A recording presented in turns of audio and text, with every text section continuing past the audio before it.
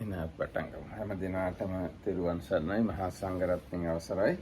අපි දැන් ලක්කන සූත්‍රය කියවමින් සිටියේ. මේ සූත්‍රය කියවෙන්නේ බුදුරජාණන් වහන්සේගේ දෙතිස් මහා පුරුෂ ලක්ෂණ ගැන. බුදුරජාණන් වහන්සේට විතරක් නෙවෙයි සක්විති රජුරවන්ටත් දෙතිස් මහා පුරුෂ ලක්ෂණ තියෙනවා. හැබැයි අර එක වෙනසක් තියෙනවා. ඌර්ණ රෝම ධාතුව වමට කැරකිලා තියෙන සක්විති රජ වෙන අයගේ දකුණට කැරකිලා තියෙන බුදුරජාණන් වහන්සේ. ඒ හැර තව අනිත් අයටත් දෙතිස් මහා පුරුෂ ලක්ෂණ 1 2 3 6 7ක් එහෙම පිළිතන අවස්ථා තියෙනවා. දැන් මම අහලා තියෙන හැටියට මහා කාශ්‍යප මහ රහතුන් වහන්සේට මහා පුරුෂ ලක්ෂණ 7ක් තිබුණා. ඊටසේ බාවාරි බ්‍රාහ්මණයාට බ්‍රහ්මායු බ්‍රාහ්මණයාට ඒ වගේ අයට මහා පුරුෂ ලක්ෂණ 3ක් තිබිලා තියෙනවා. ඊට පස්සේ රාහුල මහරහතුන් වහන්සේට මහා පුරුෂ ලක්ෂණ ඔක්කොම හෝ ගොඩක් හෝ තිබිලා තියෙනවා. නන්ද හාමුදුරන්ටත් තිබිලා තියෙනවා කියලා ඔන්නෝම මම අහලා තියෙනවා. ඉතින් මේ මහා පුරුෂ ලක්ෂණ ගැනයි කතා කරන්නේ අපි. මේකේ තියෙන විශේෂත්වය තමයි මේ හැම මහා පුරුෂ ලක්ෂණයක්ම ලැබෙන්නේ මොන පින්කම් කළාමද කියලා තමයි මේ සූත්‍රයේ බුදුරජාණන්සේ පැහැදිලි කරන්නේ. මහා වීරට සමහර විට තියෙන්නේ නැති මට ඒක හරියටම විශ්වාස නැහැ. කොහොමද දන්නේ මම ඒ කියන්නේ.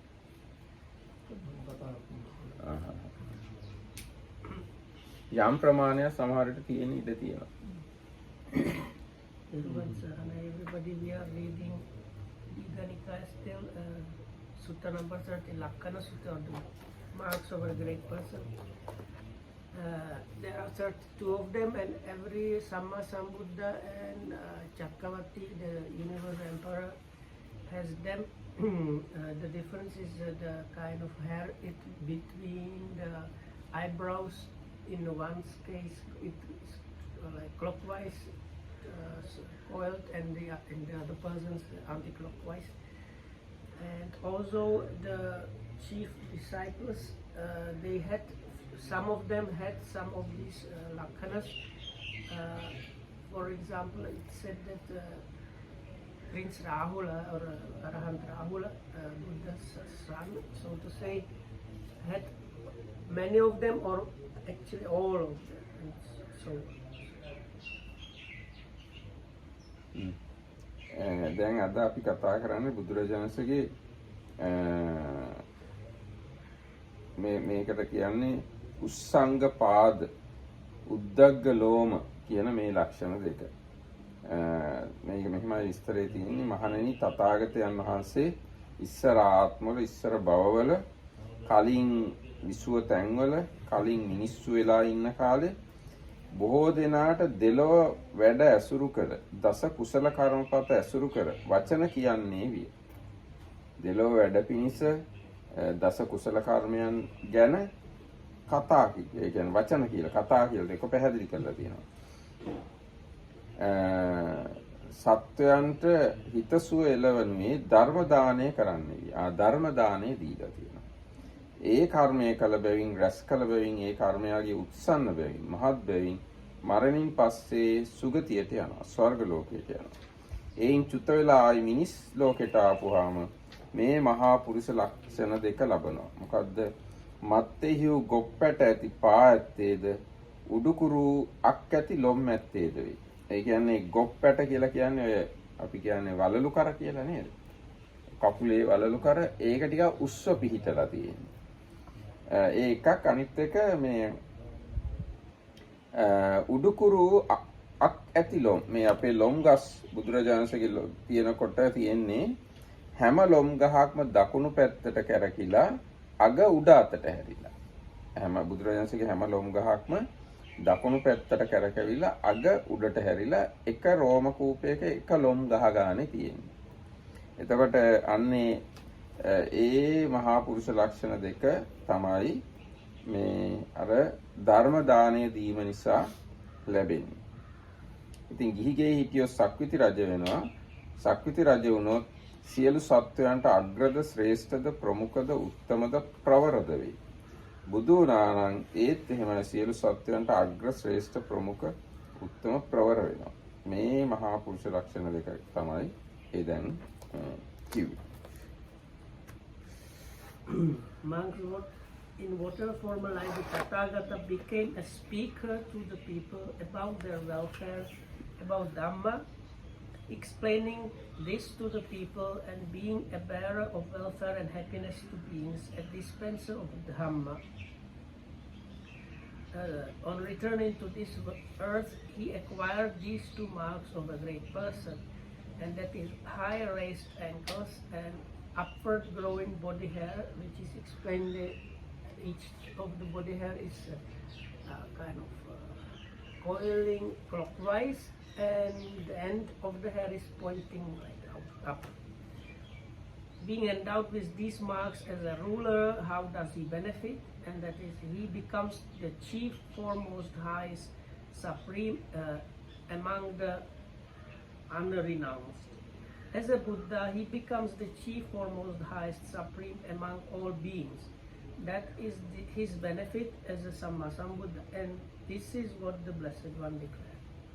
And then there is again the verse, there are the verses there. ගාථාවලින් බුදුරජාණන්සේ කියනවා පෙර අර්ථ හා ධර්ම නිස්ෘත වූ වචන කියනුවේ බොහෝ දෙනාට දෙලොවට දැක්විය. ප්‍රාණීන්ට හිතසුව එළවන්නේ විය. නමසුරුව ධර්ම යාගය කළේ. කියන්නේ ධර්ම දානය කළා කියන එක. හෙතෙමේ ඒ කුසල කර්මයේ බලයෙන් ස්වර්ගයට යයි. එහි සතුටු වෙයි. මෙහි ආයේ උතුම් සැපැතිවන බවට නිමිති වූ ලකුණු දෙකක් ලබයි. හෙතෙමේ උඩට නැමුණු ලොම් ඇත්තේ වෙයි. පා ගැට එනතන් ගොප්පැට මොනවට පිහිටියේ වෙයි. ඔහුගේ කෙන්ඩාද මසින් ලෙයින් පිරුණාහු සිවියෙන් වැසුණාහු සෝබන වෙයි. ඉදින් එබඳු පුද්ගලයෙක් ගිහිගෙයි වසන්නේ නම් කාම අතුරෙහි අග්‍ර බවටයි. ඔහුට වඩා උතුම් වූවෙක් ඇති නොවේ. දඹදිව මහ පොළොව අභිභවා වෙසෙයි. අලාමක විහරණ ඇති හෙතෙමේ පැවිදි වන්නේද සියලු සත්වයන්ට අග්‍ර බවට යයි. ඔහුට වැඩි තරම් කිසිවෙක් නොමැති වෙයි. ඒ මුළු ලොව අභිභවා වෙසෙයි. About this it was said, one time he spoke of all that's good, preaching loud to all mankind, bringing blessings to all beings, liberal dispenser of the law or Dhamma. For such conduct and such deeds, heavenly birth was his reward. He returned, two marks were his, marks of happiness supreme, upward growing body hairs, ankles high above the foot, built up beneath the flesh and skin, well formed above and beautiful. If he leads the household life, the greatest riches will be his, no greater man will be found, as Jambudvipa's lord he will rule. If supremely strong he leads the world, he will be the chief of beings, no man greater will be found, as the blessed one of all the world he will rule. දැන් මේ බුදුරජාණන් වහන්සේගේ මේ ගොප් ඇට ටිකක් ඉහළින් පිහිටලා තියෙන හින්දා උන්වහන්සේගේ පතුල ඔසවනකොට පිටිපස්සේ ඉන්න එක්කෙනාට යටි පතුලම සම්පූර්ණයෙන් පේනවලු. ඒක ඉස්සරහා ඉන්න එක්කෙනාට අනිත් පාදේ යටි පතුල පේනවලු. අන්න ඒ වගේ අමුතු ස්වරූපයක් බුදුරජාණන්සේගේ තිබිලා තියෙනවා. දැන් සාමාන්‍ය how does he manage to put the even step if it's visible to other people? It is so flexible, so you can keep quickly correct position, same way as we do. It's like very quickly he can do like this. I have to imagine all the answers, and so I am doing extremely difficult job actually. Even the commentary has not said these things.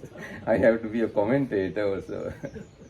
The evening Bhante, it like seems to be obvious, but even though we don't have these characteristics of a Buddha, but like everything that we have, eyes, ears, and so on, is based on what we were doing previously, and then it comes back also as a feature of our body. Up to a certain extent, it's true. If we have very perfect eyes, ears, nose, body, fingers, etc., that means you have performed wholesome deed perfectly in the past life. Well, even if we have imperfect, then it probably means we did some mistakes. Yes, probably. if there are lacks, that means you have done the things in the past with lacks. So if you want to be a perfect one in future, physically, you have to perform these wholesome deeds mentioned here in this sutta. It says the Buddha had teeth very close to each other, so my teeth have space between, so I figured out I did divisive speech, because he says he never did divisive speech, like separating people, so I must have done a lot of that divisive speech. But your teeth are very nice, no? We can't see the defects from here. හරි කොහොමරි ඔන්න දැන් කොහොම නමුත් ඒකෙන් එහෙම තේරුම් ගන්න අපිට ඉතාලම අංග සම්පූර්ණ ලස්සන ශරීරයක් තියෙනවා නම් ඒකෙන් අදහස් වෙන්නේ අපි ඉස්සර ගොඩාක් පින් කරලා තියෙනවා කියන එකයි. අපේ ශරීරයේ අඩුපාඩු තියෙනවා නම් ඒකෙන් අපි තේරුම් ගන්න ඕන අපි ඉස්සර අඩුපාඩු සහිතව තමයි පින් කළත් කරලා තියෙන්නේ සමහරවිට.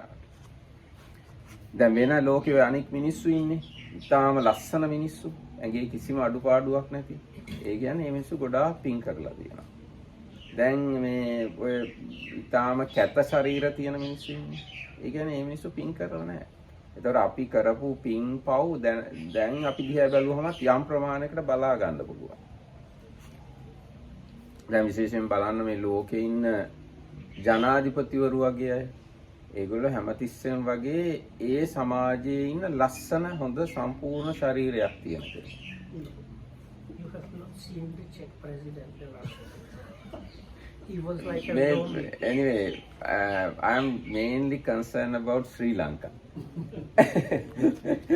Our Sri Lankan president or the prime minister, even the previous presidents, were most probably perfect and beautiful than normal citizens.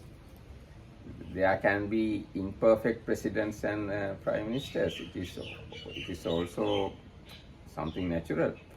ඒ වුණාට බහුල වශයෙන් ගත්තොත් ලස්සන අය තමයි ජනාධිපතිවරු අගමැතිවරු බවට පත් වුණේ අපේ රටේ මන් දන්න කාලේ. දැන් ඊගොල්ලෝ කල්පනා කරලා බලන්නකෝ. ඕගොල්ලෝ දන්න අය දැන් මට මතක ඇති කාලේ සිරිමාව බණ්ඩාරනායක. එයා ඊටාම හොඳ සම්පූර්ණ ශරීරයක් තිබුණා. ඊට පස්සේ ජේ.ආර්. ජයවර්ධන. එයා හොඳ ශරීරයක් තිබුණා. ප්‍රේමදාස මහත්තයා නම් ටිකක් පොඩි වගේ. ඊට පස්සේ දැන් චන්ද්‍රිකා නෝනාව. ඊට පස්සේ ඩී.බී. විජේතුංග මහත්තයා. ඒගොල්ලෝ ඔක්කොම හොඳ ගානට ශරීර තිබුණා. ඊට පස්සේ මහින්ද රාජපක්ෂ. එයාත් හොඳ ගානට තිබුණා. මෛත්‍රීපාල මහත්තයා ටිකක් පොඩි. ඊට පස්සේ ගෝඨාභයත් එච්චරම හොඳ නැහැ. ඉතින් දැන් රනිල් වික්‍රමසිංහ සාමාන්‍ය හොඳට ඉන්නවා. දැන් එයාගේ වයස අවුරුදු 77ක් විතර වෙනවා මම හිතන්නේ. ඉතින් හොඳට වැඩ කරගෙන යනවානේ මුළු කොහොමද කියන්නේ ගොඩාක් වගකීම් දරාගෙන වැඩ කරනවා. දැන් එක්ක ජෝ බයිඩන් ආරම්භ කරන. එයාත් හොඳ ගානකට ඉන්නවා. දැන් අවුරුදු 80යි. මුළු ඇමරිකාවම පාලනය කරන. ඇමරිකාව විතරක් නෙවෙයි. ඇමරිකන් ජනාධිපතිතුමා ලෝකෙම පාලනය කරනවා. ඉතින් ජෝ බයිඩන් කොච්චර හොඳට ඉන්නවා. අවුරුදු 80යි කියලා මේ මට ලෙඩයි මං වයසයි කියලා අනේ මට බෑ ඇමරිකාව පාලනය කරන්න කියලා ඉන්නවද? එහෙම නැහැ. ඊට පස්සේ සී ජින්පින් බලන්න. එයා හොඳ ගානට ඉන්නවනේ හොඳ සයිස් එකකට. මෝදි බලන්න එයාත් හොඳට ඉන්නවා. ඉතින් ඒගොල්ලෝ ඔක්කොම අවුරුදු 70 80 මිනිස්සු.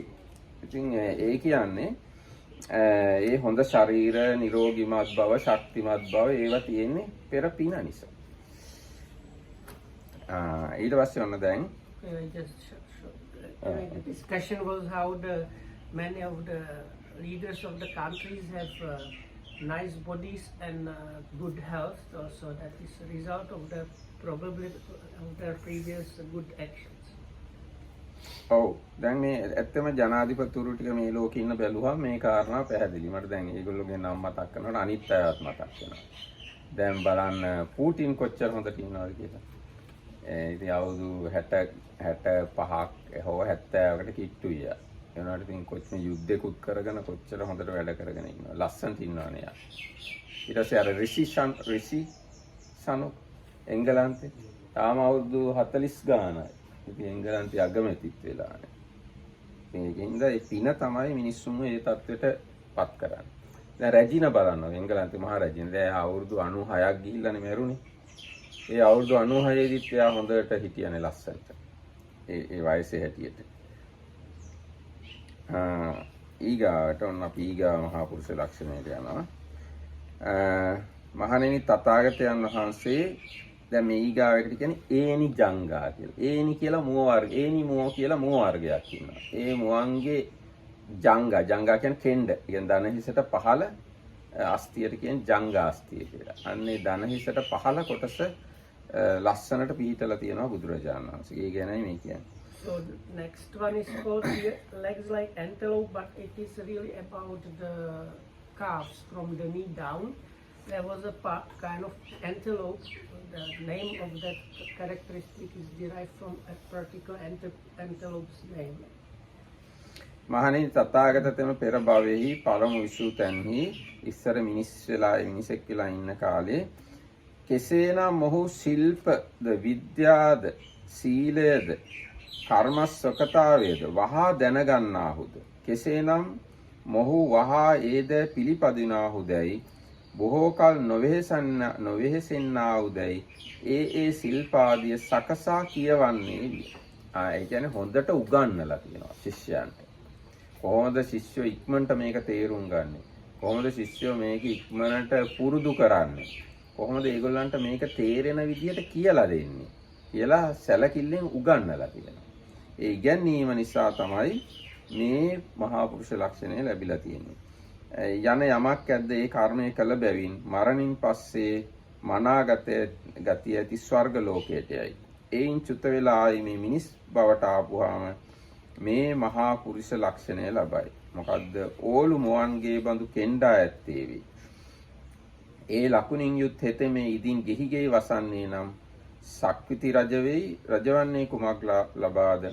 රජුහට සුදුසු ඇත් අස් ආදී යානද රජුනට අවයව වූ සේනාද රජුනට උපභෝග වූ යම් දෑ ඇද්ද රජුනට නිසි වූ තවත් යම් දෑ ඇද්ද ඒ සියල්ල වහා ලබයි. රජ කෙනෙක්ට ගැළපෙන දේවල් තියෙනවානේ.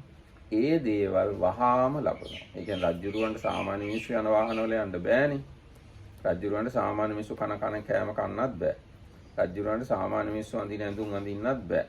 රජුරවන්ට සාමාන්‍ය මිනිස්සු ඉන්න ගේක ඉන්නත් බෑ. රජුරවන්ට ගැළපෙන දේවල් තියෙනවා. අන්න ඒ දේවල් වහාම ලබනවා මේ මහා පුරුෂ ලක්ෂණය සමග.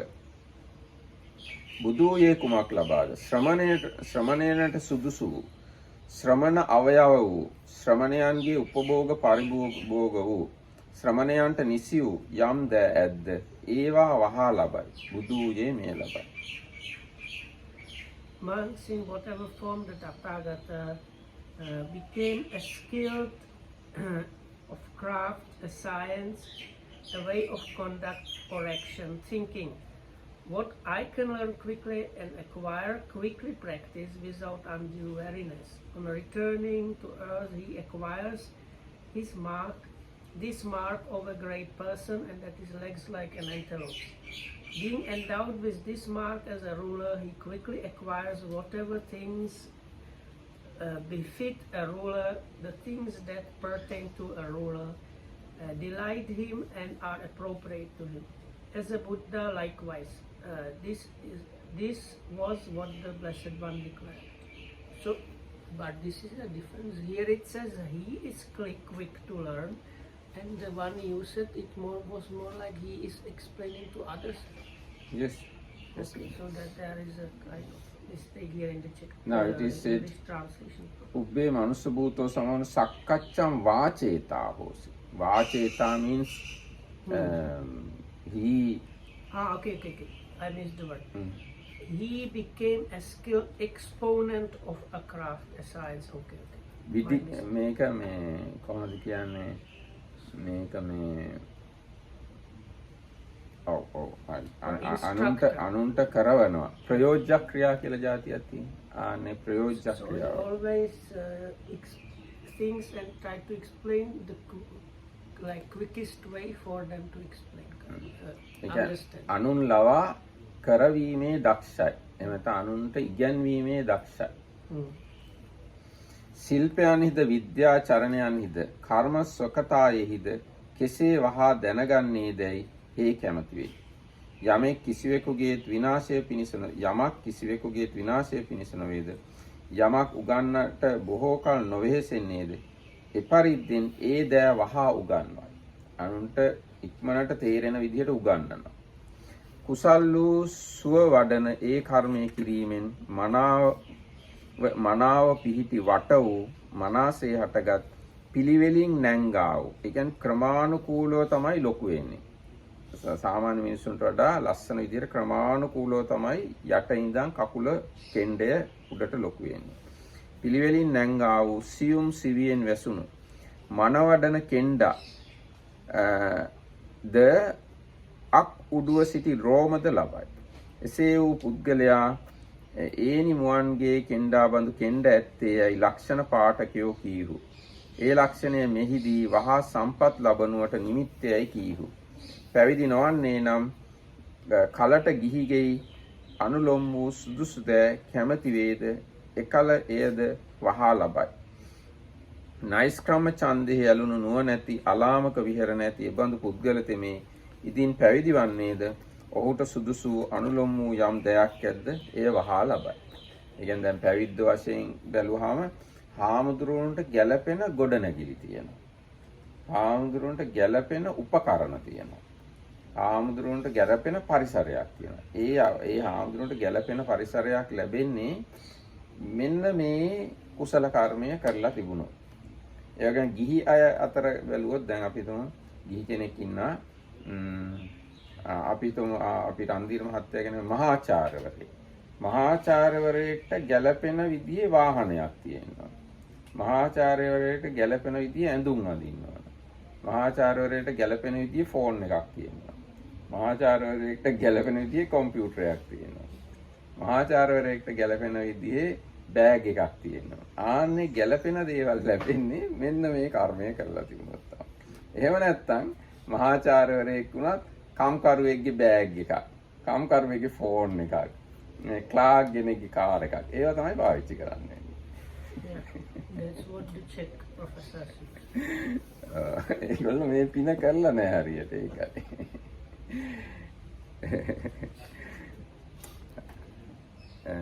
හරි ඉවරයි නේද? ගාථා ටික කියන්න තියෙනවා. Arts and sciences, ways and deeds, let me learn with ease, he says. Skills that harm no living thing, fast he learned with little toil. From such deeds, skilled and sweet, graceful and fair his limbs will be. While fairly set in spiral curves, from tender skin the hairs stand up. Antelope-legged is such a man. Wealth, they say, will soon be his. Each single hairlet brings him luck if he maintains the household life. But should he choose to leave the world on a renunciation set, clear-eyed, all things he will quickly find befitting such a lofty course. ඊට පස්සේ සූක්ෂම චවි ලක්ෂණය සුකුම චවි ලක්ෂණ කියලා කියනවා. සුකුම කියන්නේ ඊටම සියුම් සිනිඳු කියන එක. චවි කියන්නේ හැම කියන එක. ඊටම සිනිඳු හැමක් බුදුරජාණන් වහන්සේට තිබිලා තියෙනවා. මහණෙනි තථාගත තෙමේ පළමු ආත්මවල පළමු භවයේ ඉස්සර මිනිස්සු වෙලා ඉන්න කාලේ මහානන් බමුණන් කරා එහෙම නැත්නම් පඬිතයන් උගතුන් කරා ගිහිල්ලා වහන්සේ කුසල් නම් කුමක්ද? අකුසල් එහෙම නැත්නම් තේරෙන විදිහට කිව්ව කුසල් යනු මොනවාද? අකුසල් යනු මොනවාද? කුමක්ද වරද සහිත? කුමක්ද වරද රහිත? කුමක් සේවනය කළ යුතුද? ඒ කියන්නේ කුමක් පුහුණු කරන්න ඕනද? කුමක් නොසෙවිය යුතුද? මා විසින් කුමක් කරනු ලබන්නේ බොහෝ කාලයක් අහිත පිණිස දුක් පිණිස වන්නේද? මා විසින් කුමක් කරනු ලබන්නේ බොහෝ කාලයක් හිත පිණිස සැප පිණිස වන්නේදයි පුන පුනා ਵਿਚාරන්නේ විය. නැවත නැවත අහනවා ශ්‍රමණ බ්‍රාහ්මණයෝ හරි උගත්තු හරි පඬිතුයෝ හරි බුද්ධිමතුන් වෙත ගිහිල්ලා නැවත නැවත ප්‍රශ්න කරනවා. යන යමක් ඇද්ද හේ ඒ කර්මය කළ බැවින් රැස් කළ බැවින් මරණින් මතු මනා ගතිය ඇති ස්වර්ග ලෝකයට යයි. එයින් චුත වී නැවත මේ මිනිස් බවට ආවේ මේ මහා පුරුෂ ලක්ෂණය ලබයි. මොකද්ද? සියුම් සිවිය ඇත්තේ. සිවිය සියුම් බැවින් රජස් දැලි කයෙහි නොලැගේ. ඒ ලක්ෂණයෙන් යුත් හෙතෙමේ ඉදින් ගිහිගෙයි වසන්නේ නම් සක්විති රජ වේ. රජ වෙනුවේ කුමක් ලබාද? මහා ප්‍රඥා ඇත්තේ වේ. කාමභෝගීන් අතුරේ ප්‍රඥාවෙන් ඔහුට සමානෙක් හෝ වැඩි තරම් වූවෙක් හෝ නොවේ. රජවනුයේ මෙය ලබයි. බුදුවනේ කුමක් ලබාද? මහා නුවණැත්තේ වේ. ස්කන්ධාදී නානා තන්හි පැතිර පැවති නුවණැත්තේ වේ. සතුට බහුලව මගඵල පසක් කරන නුවණැත්තේ වේ. ස්කන්ධාදී වහා දිව යන නුවණැත්තේ වේ. තියුණු නුවණැත්තේ වේ. විනිවිද යන නුවණැත්තේ වේ. සියලු සතුන් අතුරේ මොහුට නුවණින් සමාන හෝ ඊට වඩා කෙනෙක් හෝ නොවේ. බුදුවනුයේ මේ ලබයි. Monks in whatever form of life, the Tathagata approach an ascetic or Brahmin and ask, Sir, what is the good, what is the bad, what is blameworthy, what is not? What course is to be followed, what is not? What if I do it will be to my lasting sorrow and harm, what to my lasting happiness? And then there is like dots, but in the Sinhala translation it also says he was in habit again and again going and visiting and asking about these things, which is not mentioned here in the English translation, unfortunately. On returning to this earth, he acquired this mark of the great man, and that is his skin is so delicate and smooth that no dust can adhere to his body. Being endowed with this mark as a ruler, he will be very wise, and among the unrenounced there will be none equal and or superior to him in wisdom. As a Samma Sambuddha, he will have great wisdom, extensive wisdom, joyous wisdom, swift wisdom, penetrative wisdom, discerning wisdom, and among all beings there will be none equal to him or superior to him in wisdom. That is what the Blessed One declare, and then there is also the verses. භාග්‍යවතුන් වහන්සේ මේ කරුණ වදාළසේක. තථාගතයන් වහන්සේ මෙසේ කියනු ලබයි. පෙර ඊතා පළමු ජාතීන්හිදී දැනගනු කැමැත්තේ ප්‍රශ්න අසන සුළු වූයේ. නැත්නම් ප්‍රශ්න අහන්නේ ඇසි යටි වෙනුවේ පැවිද්දන් ඇසුරු කරන්නේ විය. අරුත් දැනගන්නා සිතැත්තේ අර්ථකතනේ ඇසීය. මිනිස් වූයේ ප්‍රඥාව ලබනු පිණිස පැවති කර්මයෙන් සියුම් සිවි ඇත්තේ විය. උත්පාද ශාස්ත්‍රයේද ලක්ෂණ ශාස්ත්‍රයේද දක්ෂ පඬීහු මෙතෙම සියුම් අරුත් අවබෝධ කොට දක්නීයයි පැවසුව. එබඳු තැනැත්තේ ඉදින් පැවිද්දට නොපැමිණෙන්නේ නම් අනසක පවත්වයි, පොළොව පාලනය කරයි. අර්ථානුශාසනෙහිද අර්ථානර්ථ පිරිසිඳ දැනීමෙහිද උන්වහන්සේට වැඩි තරම් හෝ සමාන වූ කෙනෙක් නොමැති වෙයි. එබඳු තැනැත්තේ නෙක්කම්ම ඡන්දේ ඇලුනේ ඉදින් පැවිද්දට පැමිණෙන්නේ නම් විශිෂ්ට ප්‍රඥාව ලබයි. උතුම් වූ මහත් නුවණැත්තේ නිරුත්තර සම්‍යක් සම්බුද්ධත්වයට පැමිණේ. එතකොට ඒකත් ඉතාම වැදගත් දෙයක්. පඬිතයන් කරා ශ්‍රමණ බ්‍රාහ්මණයන් කරා පැවිද්දන් කරා ගිහිල්ලා අහන්න ඕනේ කුසලය මොකක්ද, අකුසලය මොකක්ද, යහපත මොකක්ද, අයහපත මොකක්ද, හොඳ කියන්නේ මොකක්ද, නරක මොකක්ද, හොඳ නරක ආදී ඒවා අහන්න ඕනේ. මොනවා කළාම මට යහපතක් වෙනවද, මොනවා කළාම මට අයහපතක් වෙනවද කියලා නැවත නැවත අහනවා නම් ආන්නෙහි විපාකයේ වශයෙන් මේ මහා පුරුෂ ලක්ෂණය ලැබෙනවා. ඊගාට ස්වර්ණ වර්ණතා ලක්ෂණය. ඕකේ. In former days, in former births, eager to know, a questioner, he waited on the homeless ones, or the renunciants. Keen to learn the truth, he would heed their words about life's goal. The fruit of this, when born again as a man, his skin was soft and tender. Assembled augurs thus declared, subtle meanings he will discern. If he does not leave the world, he will be a revolving king, wise to know all subtleties, equaled or surpassed by none. But should he choose to leave the world on a renunciation set, highest wisdom will be his, enlightenment supreme and vast. ඊට පස්සේ ඔන්න ඊගා මහා පුරුෂ ලක්ෂණය සුවර්ණ වර්ණතා, ස්වර්ණ වර්ණතාවය. ඒ කියන්නේ රන්වන් පාට ශරීරයක් ඇති බව කියන එක. මහණෙනි තථාගත තෙම පළමු දෑහි නැත්නම් කලින් ආත්මවලදී නොකිපෙන සුළු වූයේ. උපායාස බහුල කොට නැත්තේ විය. බොහෝසේද කියන ලදුවේ ක්‍රෝධ වශයෙන් නොගැටුනේය. නොකිපුනේය. සිත කුණු ඇති බවට නොපැමිණියේය. ක්‍රෝධය සිත නොපීහිට වීය. කෝපයත් ද්වේෂයත් නොසතුටත් පහළ නොකළේය. සියුම් වූ මොලොක් වූ ඇතිරිලිද පොරෝනාද සියුම් කපුපිලිද සියුම් කොමුපිලිද සියුම් තිහිරිපිලිද සියුම් පලස්ද දෙන්නේ විය. යන යමක් ඇද්ද ඔහු ඒ කර්මය කළ බැවින් රැස් කළ බැවින් මරණින් මතු මනාගත ගති ඇති ස්වර්ග ලෝකයට පැමිණියේය. එයින් චුත වීමේ මිනිස් බවට ආයේ මේ මහා පුරිස ලක්ෂණය ලබයි. හේ රන් වන්නේ. රන් බඳු පැහැති සිවිය ඇත්තේ වේ. ඒ ලකුණෙන් සමන්විත වූයේ ගිහිගෙයි වසන්නේ නම් සක්විති රජ වේ.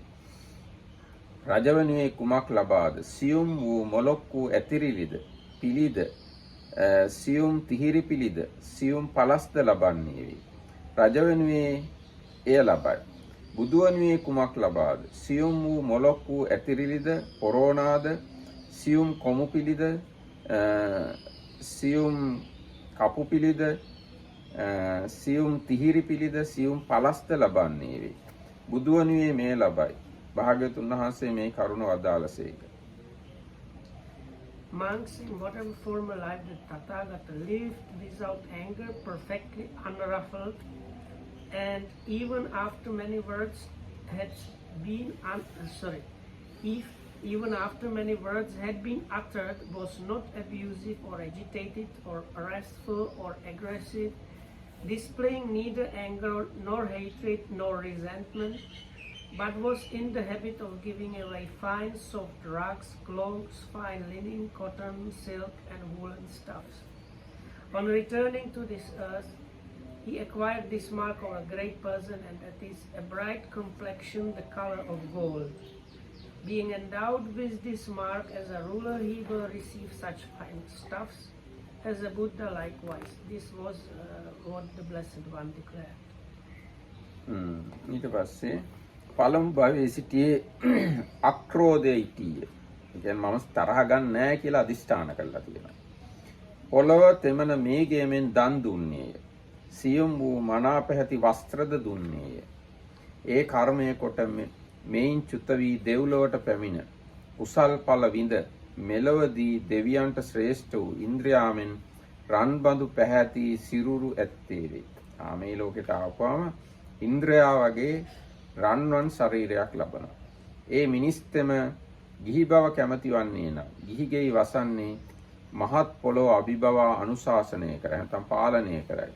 ඒවනායි මහත් වූද සියුම් වූද මනා පැහැත්තා වූද ඊතා උතුම් වස්ත්‍ර ලබයි.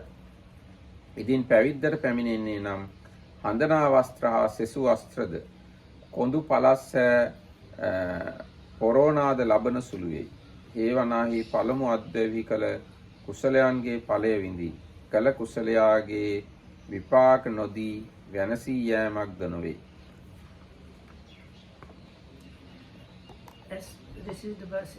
Establishing goodwill, but in Pali the goodwill is actually like the negative definition as like non-anger. Okay, so establishing goodwill, he gave gifts of clothing soft and fine. In former lives he does dispense as the rain god pours down showers. This goodness brought him heavenly birth, where he rejoiced in merit's fruit. That time past, like fine wrought gold, his body is more fair than all. The gods he seems great Indras-like. If he lives the household life, he will regulate this wicked world, and for what he has done receive clothes of finest quality, rugs and coverlets of the best. And should he choose to leave the world, such things likewise he will receive. Virtue's fruit cannot be lost. දැන් මේකේ අර කලින් කිව්වනේ අර විවිධාකාර ප්‍රඥා වගේක් ලබනවා කියලා.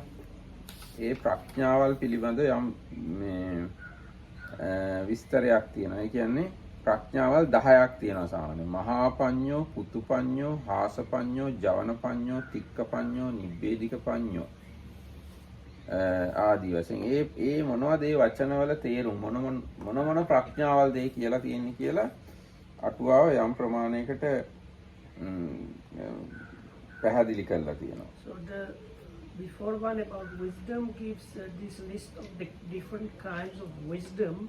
So the commentary has some more information on what to understand about those different kinds of wisdom. අන්න දැන් මහා පඤ්ඤා කියන එක විස්තර කරනවා. තත්ත කතමා මහා පඤ්ඤා. මහන්තේ සීලක්ඛන්දේ පරිගන්හති මහා පඤ්ඤා.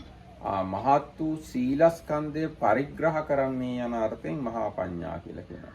يعني විශාල සීලයක් එක්ක ගනුදෙනු කරන්න සීලය පළල් වශයෙන් තේරුම් ගන්න පුළුවන්කම තමයි මහා පඤ්ඤා කියන වචනේ එක තේරුමක්.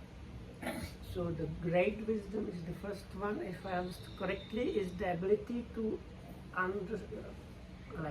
apprehend or comprehend the sila khanda, the aggregate of virtue. All kind of virtues are there, so the ability to apprehend or understand that is the great wisdom. ඒකේ තියෙන්නේ මහන්තේ සීලක්ඛන්ද. විශාල සීලස්කන්ධය පරිග්‍රහ කරන්න තියෙනවා. සාමාන්‍ය සීලයක් නෙවෙයි. සීලය කියන එක විශාල වශයෙන් තේරුම් ගන්න පුළුවන්කම තියෙනවා. ඒක තමයි මහා ප්‍රඥාව එකක්. So it's like it's called the great heap of virtue is basically the original translation. So that's why it's called the great wisdom that understands that. මහන්තේ සමාධික්ඛන්දේ පඤ්ඤාක්ඛන්දේ විමුක්තික්ඛන්දේ විමුක්ති ඥාන දර්ශනක්ඛන්දේ පරිගන්හති මහා පඤ්ඤා. මහත් වූ සමාධිස්කන්ධය, මහත් වූ ප්‍රඥා, මහත් වූ විමුක්ති, මහත් වූ විමුක්ති ඥාන දර්ශනස්කන්ධ පරිග්‍රහණය කරන්න පුළුවන්. පරිග්‍රහණය කරනවා කියලා කියන්නේ නිකන් සමස්තයක් වශයෙන් තේරුම් ගන්න පුළුවන් කියන එක. So it is not about the virtue only, but about concentration and wisdom and other things. Is this kind of whole apprehension of the whole thing is what is meant by the great wisdom. ඊට පස්සේ තියෙනවා like ability to grasp all of that, so something like that. ඊට පස්සේ මහන්තානි ඨානාඨානානි මහා විහාර සමාපත්තියෝ මහන්තානි අරිය සත්‍යානි මහන්තේ සතිපට්ඨානි සම්මප්පදානි ඉද්ධිපාදේ මහන්තානි ඉන්ද්‍රියානි බලානි බොජ්ජංගානි මහන්තේ අරිය මග්ගේ මහන්තානි සාමාන්‍ය ඵලානි මහා අභිඥායෝ මහන්තං පරමත්තං නිබ්බානං පරිගන්නති මහා පඤ්ඤා. අන්න ඒ විදිහට ඒ මහත් වූ ධර්ම මහත් වශයෙන්ම පරිග්‍රහණය කර ගැනීමේ හැකියාවට කියනවා මහා ප්‍රඥාව කියලා. So the great virtue, great concentration and so on, all these kind of other things mentioned as great, he can apprehend, understand the greatness of those things, so that's why that is called the great wisdom. කතමා පුතු පඤ්ඤා. පුතු පඤ්ඤාව යන කුමක්ද? පුතු නානක්ඛන්දේසු ඥානං පවත්තති පුතු පඤ්ඤා. ඒ කියන්නේ පැතිරුණා වූ නොඑක ආකාර වූ ස්කන්ධයන්හි පැතිර පවතින ප්‍රඥාව යන අර්ථයෙන් පුතු පඤ්ඤා කියලා කියනවා. So I think I better correct myself. So the first one really seems to understand the greatness of these things, and the second one the extension, how it goes so far. Because in English the great might mean both, like greatness and like largeness, or how far it goes. So the second one is about the extension, whereas the first one is about the greatness. ඊට පස්සේ පුතු නානා ධාතුසු පුතු නානා ආයතනේසු පුතු නානා පටිච්ච සමුප්පාදේසු ච පුතු නානා ශුඤ්ඤත මනුප්පලබේසු ශුඤ්ඤත මනුප්පලබේසු වෙනවන පුතු නානා අත්තේසු ධම්මේසු නිරුත්තීසු පටිභානේසු පුතු නානා සීලක්ඛන්දේසු පුතු නානා සමාධි පඤ්ඤා විමුක්ති ඥාන දසනක්ඛන්දේසු.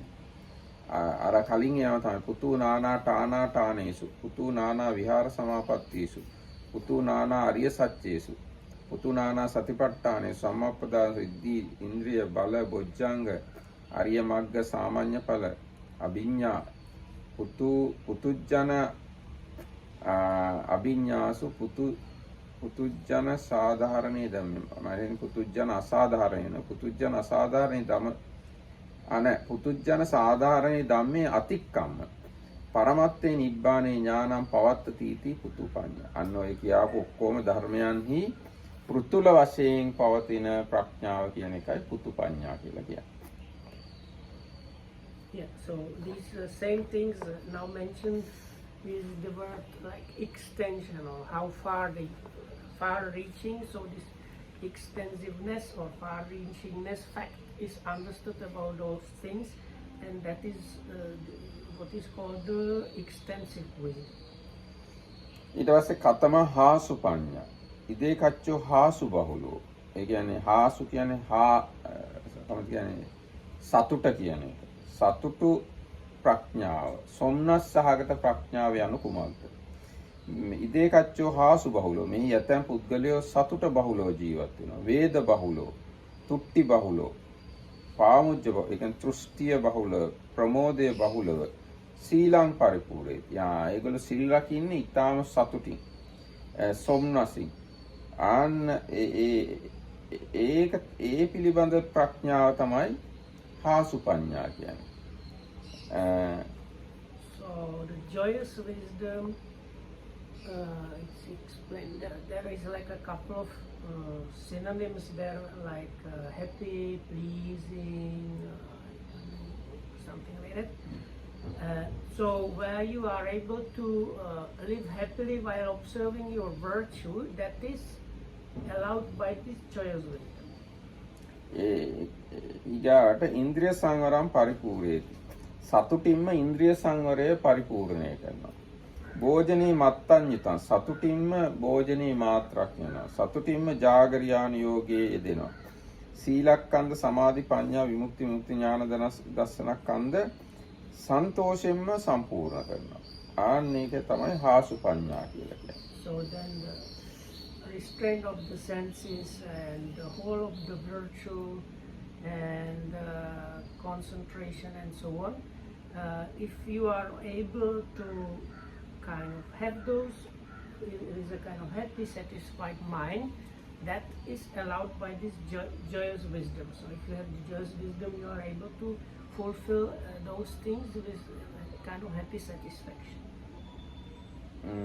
ඊට පස්සේ ඒක අර කලින් කියපු ඔක්කොම ටිකට අන්තර්ගත කරන්න පුළුවන්. නිවන් දකින්නකම් කරන්න තියෙන සියලුම වැඩ සතුටින්ම කරනවා. එහෙම කරන්න ඥානයක් තියෙනවා යාට. ඒක තමයි හාසු පඤ්ඤා කියන්නේ. දැන් සමහරු එහෙම නෙවෙයිනේ. ගොඩාක් දුකසේ තමයි සිල් රකින්නේ. ගොඩාක් අමාරුවෙන් තමයි මහාන වෙලා ඉන්නේ. ගොඩාක් අමාරුවෙන් තමයි භාවනා කරන්නේ. හැබැයි මේ හාසු ප්‍රඥාව තියෙන එක්කෙනා ඒ කරන්න තියෙන ඔක්කොම වැඩ සන්තෝෂෙන් තමයි කරන්නේ. So up to the enlightenment, so this we know people sometimes with great difficulty observe the precepts or restrain the senses or meditate or are monks. So the people that can satisfy happiness while doing those things up to the enlightenment, they have this joyous wisdom. Like the Buddha is the joyous wisdom. කතමා ජවන පඤ්ඤා යංකින්චි රූපං අතීතානාගත පච්චුප්පන්නං යන් දූරේ සම්තිකේවා සබ්බන්තං රූපං අනිච්චතෝ කිප්පං ජවතිති ජවන පඤ්ඤා. රූපය ගැන යම් තාක් රූපයක් අතීතානාගත පච්චුප්පන්න ඕලාරික සුකුම ආදී 11 ආකාර යම් තාක් රූප තියෙනවා නම් ඒ සියලු රූප අනිත්‍යයි කියලා ඉක්මනට වටහා ගන්න. අන්න ඒක තමයි ජවන ප්‍රඥා කියන්නේ. දුකයි කියලා අනාත්මයි කියලා වහාම තේරුම් ගන්න. අන්න ඒක තමයි ජවන ප්‍රඥාව. So the swift wisdom is the one that understands whatever kind of form. Then there are these 11 things mentioned, like the past, present, future, far and near, and so on. All the 11. So all the form is very quickly understood as impermanent, and then also suffering and non-suffering. So that is what the swift wisdom manages. ඒ වගේම යම්තාක් වේදනා සංඥා සංකාර විඥාන තියෙනවා නම් අතීතානක පච්චුප්පන්න ඕලාරික සුකුමාදී මේ 11 ආකාරෝ ඒ සියලු වේදනා සංඥා සංකාර විඥාන අනිත්‍යයි කියලා දුක්ඛයි කියලා අනාත්මයි කියලා ඉක්මනට අවබෝධ කරගන්නවා. ඒක තමයි කිප්ප පඤ්ඤා කියන්නේ. Likewise for the other of the five aggregates of feeling, perception, formations and consciousness. Also the thing that the ability to quickly understand in all the 11 modes, all these five aggregates as impermanent suffering and non-self, that is the being understood by the swift wisdom. ඊගාට ඒ සියලු රූප වේදනා සංඥා සංකාර විඥාන අනිත්‍යයි දුක්ඛයි අනාත්මයි කියලා ඉක්මනට තේරුම් අරගෙන ඉක්මනටම සංස්කාර නිරෝධය වන නිවනට සිත දුවනවා. නිවන වහාම අවබෝධ කරගන්නවා. ආන්න ඒකට කියනවා ජවන පඤ්ඤා කියලා. ජවන පඤ්ඤාත් The one that then after understanding that takes the mind, inclines it swiftly towards the nibbana and liberation is also the swift wisdom. ඊගාව එක තික්ක පඤ්ඤා තීක්ෂණ ප්‍රඥාව කියන්නේ. දැන් කලින් කිව්වේ ඉක්මනට අවබෝධ කරනවා කියන එක. දැන් මේ කියන්නේ ඒකේ ජවන පඤ්ඤා කියන එක. ජවන කියන්නේ දුවනවා කියලා වගේනේ. ජව සම්පන්නයි කියලා වේගයෙන් යනවා කියලානේ. දැන් මේ කියන්නේ තීක්ෂණයි කියන එක. කොහොමද තික්ක ප්‍රඥාවේ හැටි? කිප්පං කිලේසේ චින්දතිති තික්ක ප්‍රඥා. ඉක්මනටම කෙලෙස් සිඳිනවා කියන අර්ථයෙන් තික්ක ප්‍රඥා කියලා කියනවා. So the penetrative wisdom, actually the tikka means like sharp, no? Sharp. So sharp, here is this penetrative, or which it's like sharp wisdom. It says it's the understanding that quickly කිප්පං කිලේසේ චින්දතිති. like cuts off the defilements. That is called a sharp wisdom.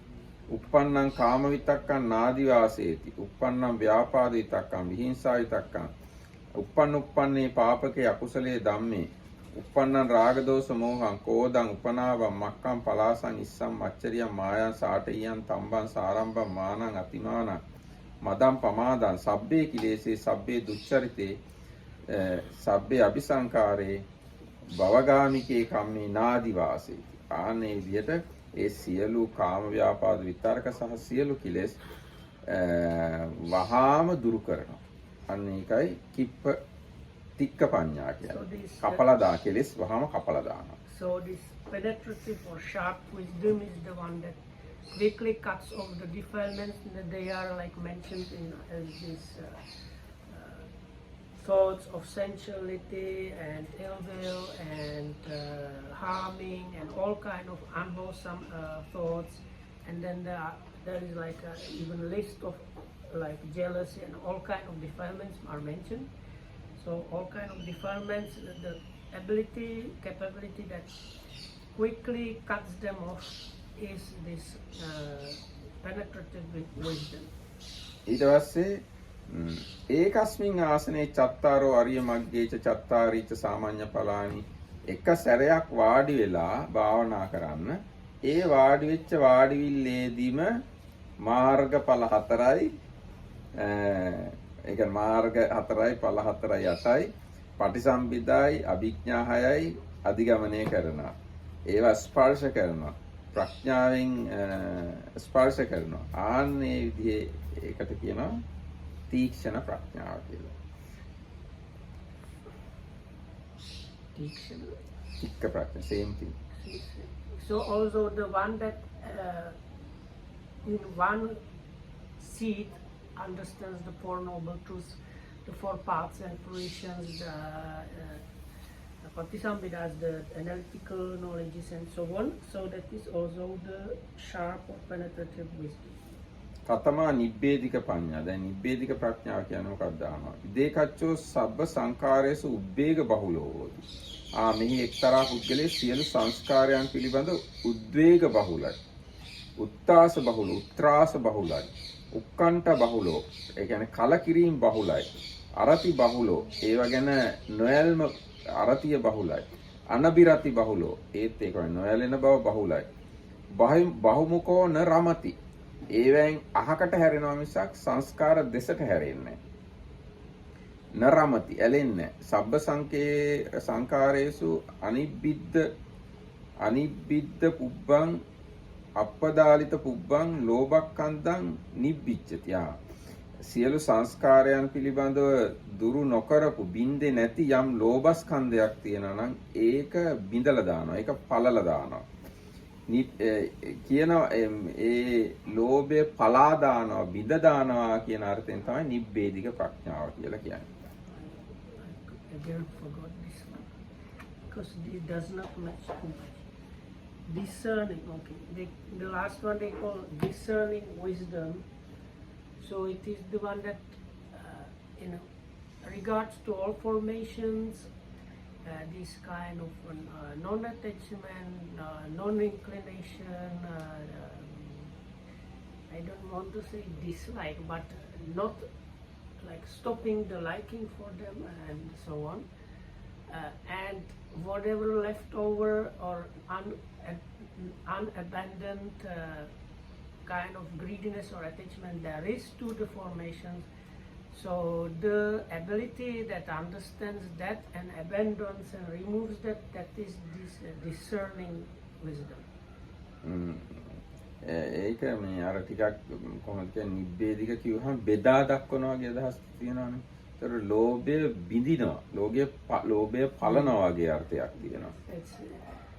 That's why it's kind of so discern or analyze means like you take it apart, but in the Pali the take apart also means after take it apart it is gone, something like that. So like you see with all the formations, if you take it apart there is nothing like there to cling to and stuck to, so whatever greediness is also gone. So some idea like that is within that explanation. ඒ වගේම තමයි මේ පැලුවේ නැති අපදාලිත පුබ්බම් පැලුවේ නැති දෝසස්කන්ධය මෝහස්කන්ධය ක්‍රෝධස්කන්ධය උපනාහ ආදී හරි ඔක්කොම කෙලෙස් භවගාමී කෙලෙස් ඔක්කොම පලනවා කියන අර්ථයෙන් නිබ්බේධික පඤ්ඤාව. So then same thing for the other defilements. This one first was mentioned was greediness. So whatever aversion, delusions, fear and so on are still there in connection with all kinds of formations. Those are kind of taken apart, so then nothing is left there. එහෙනම් මේ අද දවසට අපි මෙතකින් සමාප්ත කරමු. කාලය ගෙවිලා ගිහලා හැම දිනකටම තෙරුවන් සරණයි. Here for today, may you be well and happy and thanks for this.